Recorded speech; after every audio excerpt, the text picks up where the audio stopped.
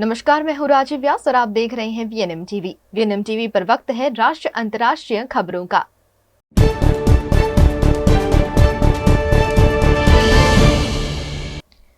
Enforcement directorate ने money laundering case के तहत आज गुरुवार को दिल्ली के कैबिनेट मंत्री और आप नेता राजकुमार आनंद के घर छापा मारा। जांच एजेंसी सुबह 7:30 बजे आनंद के सिविल लाइन से स्थित सरकारी आवास पहुंची। ईडी ने आनंद के घर के अलावा 1 दर्जन ठिकानों पर छापेमारी की।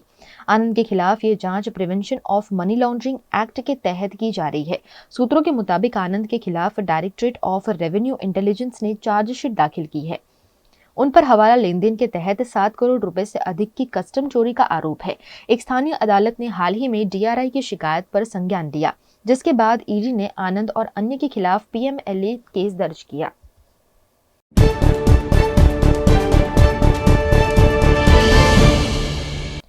इजरायल और हमास के बीच जारी जंग का आज 27वां दिन है। बुधवार को आईडीएफ ने दावा किया कि हमास गाजा के अस्पतालों से फ्यूल चुरा रहा है। उसने इससे जुड़े सबूत होने की भी बात कही। दरअसल इजरायली सेना ने एक ऑडियो जारी किया जिसमें हमास की वेस्ट जबालिया ब्रिगेड का कमांडर, इंडोनेशियन अस्पताल के हेड और एक आम फिलिस्तीनी बात करते सुनाई दे रहे हैं। इस ऑडियो में तीनों लोग अस्पताल से हमास के फ्यूल लेने से जुड़ी बात करते हैं। इस दौरान फिलिस्तीनी हमास लड़ाकों से पहले मरीजों के लिए फ्यूल भरने की अपील करता है। ऑडियो में फिलिस्तीनी ने कहा, अस्पताल में लोग हम पर निर्भर हैं, उन्हें इसकी जरूरत है। इस पर हमास कमांडर फ्यूल से जुड़ी दिक्कतें खत्म करने का जिक्र करता है और रिकॉर्डिंग यहीं खत्म हो जाती है।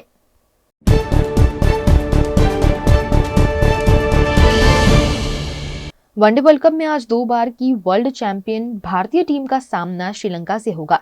मैच मुंबई के वानखेड़े स्टेडियम में दोपहर 2 बजे से खेला जाएगा। श्रीलंका वही टीम है जिसे 2011 में इसी मैदान पर हराकर भारत 28 साल बाद दूसरी बार ओडीआई वर्ल्ड कप जीता था। मेजबान भारत शुरुआती 6 मैच जीतकर पॉइंट्स टेबल में 12 अंकों के साथ दूसरे स्थान पर है। आज श्रीलंका को हराकर टीम इंडिया सेमीफाइनल में क्वालिफाई करने के साथ फिर टेबल टॉपर बन सकती है। वहीं श्रीलंका 6 मैचों में 2 जीत और 4 हार के साथ 4 अंक लेकर पॉइंट्स टेबल में 7वें नंबर पर है। एक और हार से श्रीलंका की सेमीफाइनल की रेस में पहुंचने की उम्मीदें लगभग खत्म हो जाएंगी।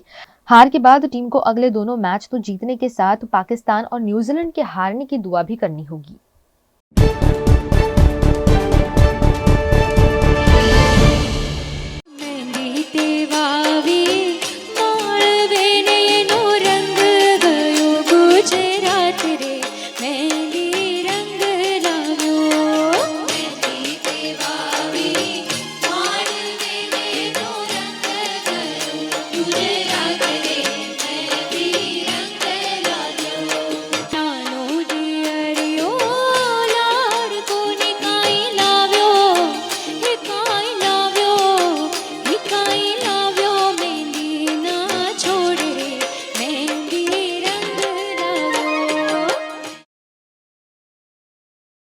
कला और कलाकार, संस्कृति और धर्म, रंग और जीवन, प्राचीन और आधुनिक, सब कुछ संजोया है हमने यहाँ कलारंभ में, बिल्कुल भारत हाट की तरह।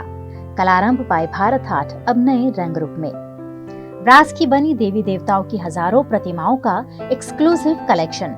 सयाजीगंज के 4 मंजिला शोरूम में गिफ्ट आर्टिकल्स का भी खजाना। दिवाली पर दोस्तों या रिश्तेदारों को तोहफा देना हो या लेनी हो कॉर्पोरेट गिफ्ट्स, कलारंभ में सब कुछ मौजूद।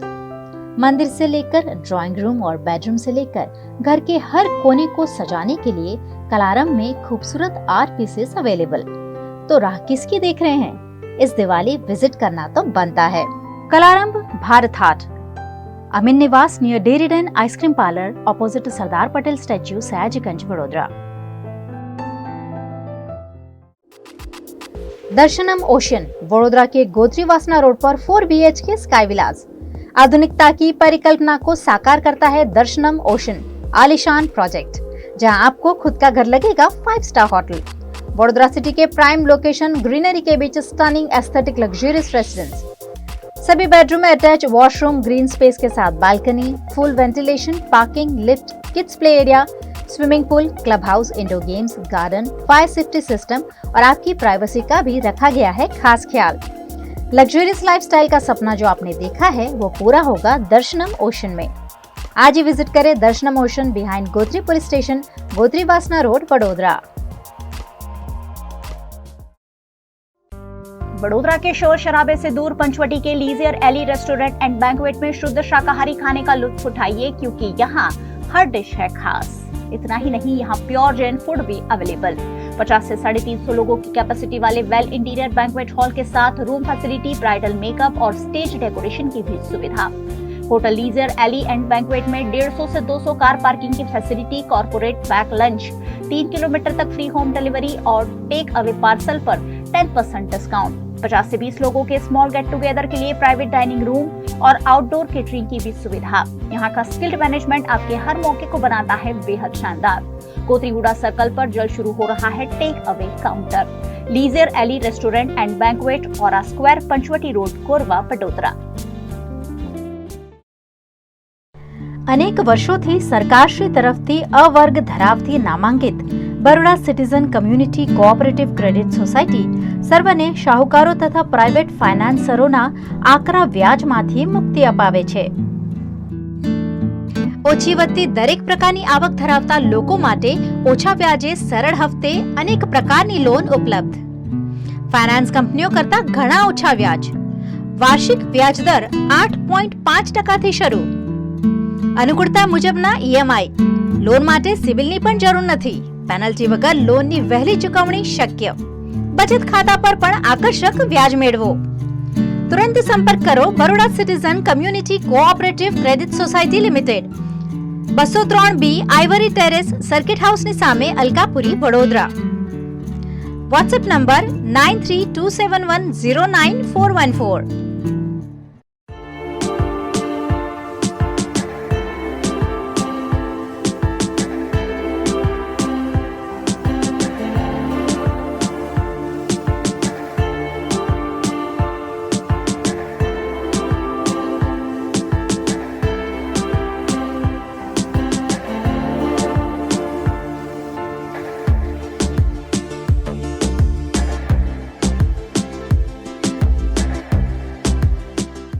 भारत ले रहा है इलेक्ट्रिक अंगड़ाई। क्यों ना हम साथ चले, साथ चले, साथ बढ़े, साथ बढ़े, देश मेरे, देश मेरे। देश को ले जाए नई दिशा की ओर। आपका जॉय, भारत का जॉय।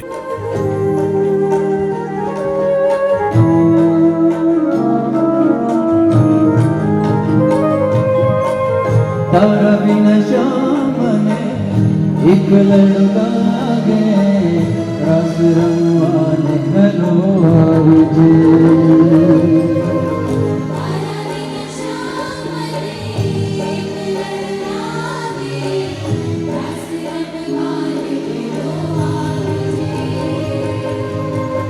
तारा बिना शाम में एक लड़ू लागे, रस रंगवाने घनो आवजे।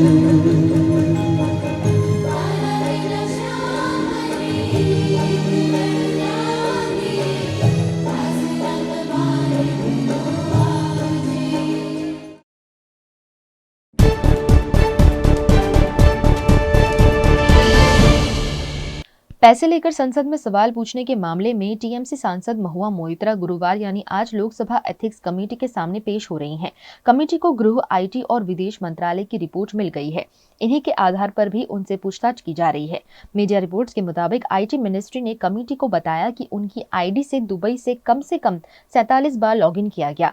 कमेटी ने 26 अक्टूबर को हुई बैठक के बाद तीनों मंत्रालयों से जानकारी मांगी थी। इसके अलावा कमेटी ने पूछा था कि क्या लॉगिन और उसके स्थानों के आईपी एड्रेस समान थे। उधर दिल्ली रवाना होने से पहले महुआ ने कहा, 2 नवंबर को सारे झूठ ध्वस्त कर दूंगी। अगर मैंने एक भी रुपया लिया होता तो भाजपा तुरंत मुझे जेल में डाल देती। भाजपा मुझे संसद से सस्पेंड कराना चाहती है। सच तो ये है कि वे मेरा बाल भी बांका नहीं कर सकते। एथिक्स कमेटी के पास क्रिमिनल जुडिक्शन नहीं है।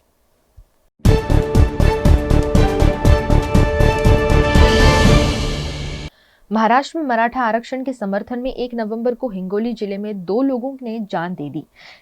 इनकी पहचान 16 साल की आरती शिंदे और 21 साल के गोविंद कावले के रूप में हुई है। आरक्षण के लिए 2 हफ्ते में 27 लोग सुसाइड कर चुके हैं। उधर महाराष्ट्र में सीएम एकनाथ शिंदे की अध्यक्षता में बुधवार को सर्वदलीय बैठक में सभी दलों ने सहमति जताई कि मराठा समुदाय को आरक्षण मिलना चाहिए। इस बैठक में शरद पवार समेत 32 पार्टियों के नेता शामिल हुए थे।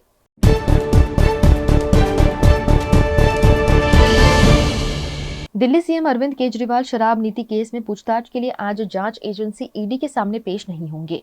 आपके सूत्रों के मुताबिक वे पंजाब के मुख्यमंत्री भगवंत मान के साथ मध्य प्रदेश के सिंगरौली में रैली करेंगे। ईडी ने 30 अक्टूबर को केजरीवाल को पूछताछ के लिए आने का समन भेजा था। इसे लेकर आज सुबह करीब 9 बजे केजरीवाल ने ईडी को जवाब भेजा था कि ये नोटिस गैर कानूनी और राजनीति से प्रेरित है। केजरीवाल ने कहा कि ये नोटिस भाजपा के कहने पर भेजा गया है ताकि मुझे 4 राज्यों में चुनाव प्रचार के लिए जाने से रोका जा सके। ईडी को ये नोटिस वापस लेना चाहिए। शराब नीति केस में केजरीवाल से सीबीआई ने अप्रैल में करीब 9.5 घंटे तक पूछताछ की थी। शराब नीति केस में दिल्ली के पूर्व डिप्टी सीएम मनीष सिसोदिया और आप सांसद संजय सिंह जेल में हैं।